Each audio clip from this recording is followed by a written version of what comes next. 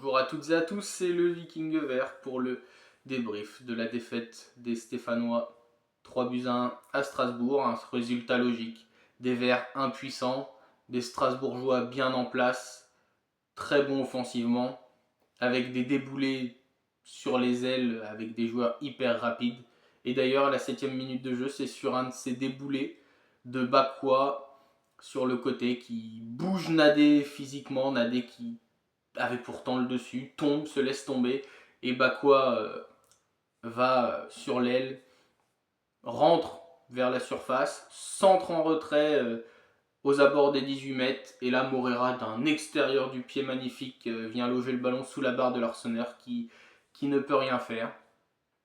Et dans la foulée, les Strasbourgeois attaquent, nos Verts paniquent, pour preuve un dégagement de Denis Sapia, pleine poire de Mouefex. Ça en était quasiment ridicule, on dégage en panique, ça tombe sur un de nos joueurs, c'est repris par les Strasbourgeois qui auraient pu marquer là-dessus. Puis Nanassi qui rentre intérieur, qui vient taper le poteau. Et dans la foulée de ce poteau, sur le 6 mètres, c'est l'Arseneur, il va vers Léo Petro. Léo Petro a le ballon, petit ballon par-dessus pour Davitashvili. Doucouré loupe son intervention un petit peu en retournée. Et Zuricho en profite, rentre dans la surface, dribble les deux joueurs de Strasbourg. Et pim, 1-1. Et là, on se dit, ça y est, les Verts vont peut-être enfin aller de l'avant. On dit, c'est bon, on est débloqué, ça y est, on a enlevé le frein à main, on va se mettre à jouer. Mais dans toute la première mi-temps aura été du même acabit, des Strasbourgeois très très offensifs. L'Arseneur devant Emega est venu sortir 2 fois, et heureusement. Et on revient à la pause avec ce score de 1 partout. Et là on se dit, si on veut obtenir quelque chose de ce match, il va falloir venir avec d'autres intentions, peut-être effectuer quelques changements tactiques pour essayer de contrer les Strasbourgeois. Mais il n'en est rien. Et on repart avec les mêmes et on recommence. Mais pourtant, sur un corner, Cardona au premier poteau fait une déviation astucieuse avec l'intérieur du pied. Et malheureusement, elle vient s'échouer sur la barre. Et dans la foulée, Stassin récupère le ballon, centre. Et Nadé, au lieu de mettre une tête alors qu'il avait le but libre, il se tourne. Il était un peu au duel avec un défenseur de Strasbourg et tape le ballon de l'épaule et ça va en 6 mètres. Encore une occasion gâchée sur le peu qu'on a eu et ça fait mal. Et à la 63e minute, c'est Emega sur un centre de Nanasi. Nanasi qui va sur le côté, il déboule, il laisse sur place Denis Sapia et centre bien. Et Emega seul devant l'Arseneur marque le but du 2-1. Un but qui fait très mal dans les têtes. Et d'ailleurs, à ce moment-là, Liam Rosenior avait prévu des changements offensifs parce qu'ils avaient besoin de gagner également, Strasbourg. Et il change ses changements intelligemment, il fait rentrer Diarra à la place d'un joueur plus offensif, et du coup pour garder le score. Et à la 83e minute, Bakwa, qui aura fait un excellent match, vient conclure le show de Strasbourg, et d'ailleurs le public était en feu à la Méno, très belle ambiance d'ailleurs. Et Bakwa, voilà, qui met un terme à tout suspense à la 83e minute de jeu en ajustant bien Gauthier Larsonneur en face à face. Donc rien à dire sur cette victoire strasbourgeoise, elle est amplement méritée, bravo à eux, une équipe jeune, fougueuse, voilà un sérieux défensif que nous on n'a pas, et du talent tout simplement, la différence technique, tactique, physique était voilà tout simplement impressionnante. Voilà, donc félicitations à Strasbourg, et nous, voilà, Gauthier Larsonneur prend 3 buts, mais il n'y peut pas grand-chose.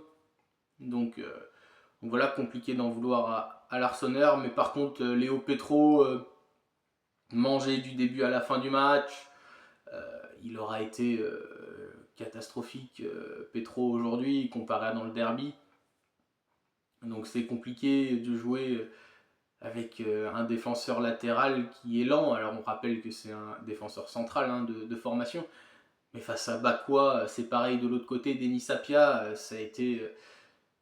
Enfin, faut pas les accabler parce qu'ils ont tout donné, mais c'est trop juste, malheureusement, pour la Ligue 1, on le sait depuis longtemps. Et Bernauer et Nadé, qu'on pensait qu'on les avait retrouvés et que c'était bien face à Lyon, on s'est dit, oh, ils vont apporter de la solidité, de la sérénité derrière. Et ben il n'en a été rien aujourd'hui. Bon, après Bernauer a peut-être été un petit peu meilleur que Nadé, mais il sortait à contre-temps, que ce soit l'un ou l'autre. Nadé qui se fait bouger sur le premier but, Bernauer qui des fois nous est sorti sur les attaquants strasbourgeois n'importe comment, mais parce qu'au milieu de terrain aussi on n'y était pas. En fait, ça n'a pas fonctionné à toutes les lignes. Et quoi a été perdu au milieu de terrain, on ne l'a pas senti serein quand il avait le ballon. Tardieu, il a mis l'énergie qu'on lui connaît, mais ça a été trop juste face à une équipe qui est puissante au milieu de terrain, qui met beaucoup d'impact. Il n'y a que Mouefek qui s'en est sorti, au milieu. Il a apporté des occasions, il a apporté de l'impact, etc. Mais bon, le problème de Mouefek, c'est qu'à la 70e minute, il faut qu'il sorte parce qu'il ne peut plus. Mais il aura fait son match. La rentrée de Louis Mouton à sa place, Louis Mouton a une rentrée très compliquée. Et nos joueurs offensifs, Cardona, il loupe deux grosses occasions, donc on va en parler là. Mais Cardona, quand on joue le maintien et qu'on n'est pas bien, ces occasions-là, ça doit faire ficelle. Avant le but de Morera, le premier but alsacien, il a un bon centre de Mouefek qui arrive, il frappe sur Petrovic, il reprend le ballon dans les 5,50, il a le but ouvert, il arrive à tirer au-dessus. Après, il y avait peut-être un petit duel avec le défenseur, mais ça doit faire but. Je pense qu'Emega, à l'inverse, c'est dedans. Elle est là la différence, l'efficacité. Et voilà, la concentration. Stassin, il a été mangé du début à la fin. Et alors, il s'est battu. Notre jeune belge, mais trop juste face à le défenseur irlandais, je crois, de Strasbourg qui le prenait. C'était un beau bébé, un beau molosse, et il l'a bouffé tout cru. Stassin n'a pas existé dans ce match. David Ashvili a marqué, s'est bien battu. David Ashvili a fait plutôt un match correct. Mais après, sur l'ensemble, c'est trop juste. Et puis, en prenant 3 buts, on peut pas gagner un match. On peut pas gagner un match. On pourrait avoir les meilleurs attaquants du monde. Si derrière t'en prends 3, pour gagner, il faut en mettre 4. Donc voilà, c'est.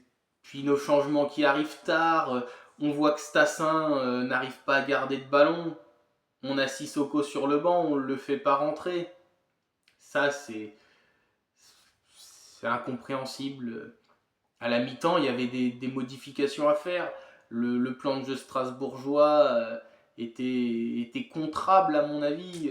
Il fallait faire quelques ajustements au milieu de terrain notamment, où leurs joueurs cotés rentraient beaucoup, comme Barco et Nanasi qui se retrouvaient tout le temps du côté de Mouefek. Et ça, il n'y a personne qui s'est dit, bah tiens, Mouefek il est un peu seul dans cette zone là du terrain, est-ce qu'il ne faudrait pas que Cardona rentre un peu plus pour l'aider? Et en première mi-temps, c'était flagrant. Donc en deuxième mi-temps, ça a été un peu changé.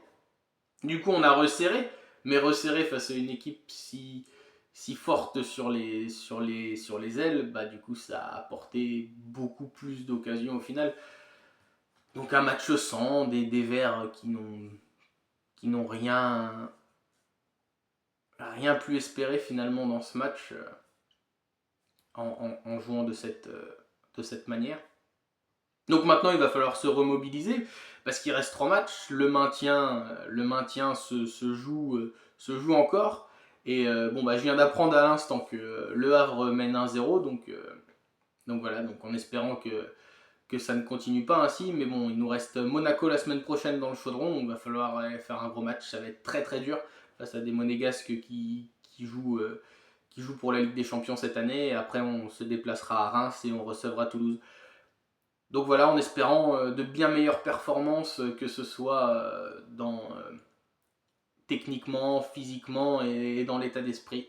Sur ce, je vous souhaite une bonne fin de week-end, un bon dimanche. Ciao ciao!